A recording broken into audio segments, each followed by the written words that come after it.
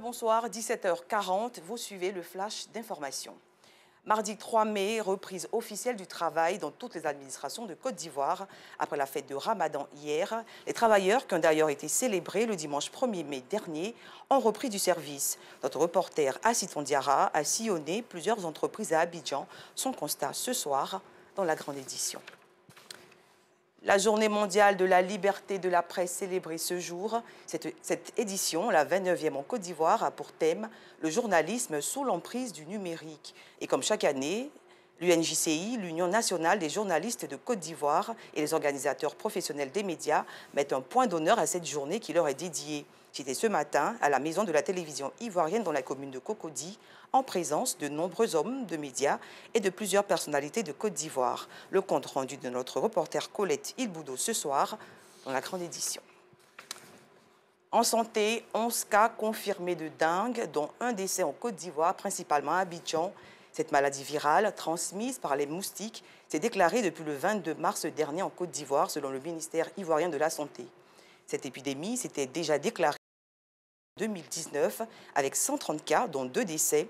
Le gouvernement avait alors lancé une campagne d'éradication des moustiques et de sensibilisation pour contrecarrer la progression de cette maladie réémergente à l'échelle mondiale. Comme vous le savez, tous les mardis, la rédaction de RTI2 donne l'alerte sur des faits de société pas du tout acceptables. Et ce soir, l'incivisme des chauffeurs de Baka et des taxis communaux, communément appelés Woro Woro, sera mis à nu par notre reporter Rosemonde Kini. Elle a parcouru les communes de Cocody et d'Adjamé. Rendez-vous donc ce soir dans le Grand Journal. Ailleurs dans le monde, le Mali déterminé à mettre fin à ses rapports avec la France. Après l'interruption des chaînes RFI et France 24, la junte au pouvoir a dénoncé lundi dernier les accords de défense avec la France et ses partenaires européens. Le colonel Assimi Goïta et ses hommes fustigent les atteintes flagrantes de la part des forces françaises présentes dans le pays et de multiples violations dans l'espace aérien malien. Les terroristes ont attaqué tôt ce matin la base de l'armée de l'Union africaine près de Sel Baraf, une bourgade somalienne. Une agression revendiquée par les Chebabs liés à Al-Qaïda et qui mène une insurrection contre l'État somalien depuis plus de 10 ans. Cette force, dont les effectifs représentent près de 20 000 militaires, policiers et civils issus de pays africains, a formellement remplacé la force de maintien de la paix africaine en Somalie avec un mandat prolongé fin mars par le Conseil de sécurité de l'ONU jusqu'à fin 2024 pour stabiliser le pays face à l'insurrection islamique Chebab.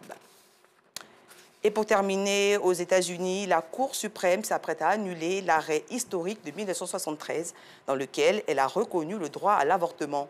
La nouvelle fait suite à une fuite inédite de documents. Des réactions fusent de partout et le président américain Joe Biden a lancé aujourd'hui une grande bataille politique pour l'avortement, appelant directement les Américains à défendre l'interruption volontaire de grossesse dans les urnes lors des prochaines élections. Fin de ce flash, rendez-vous dans la grande édition.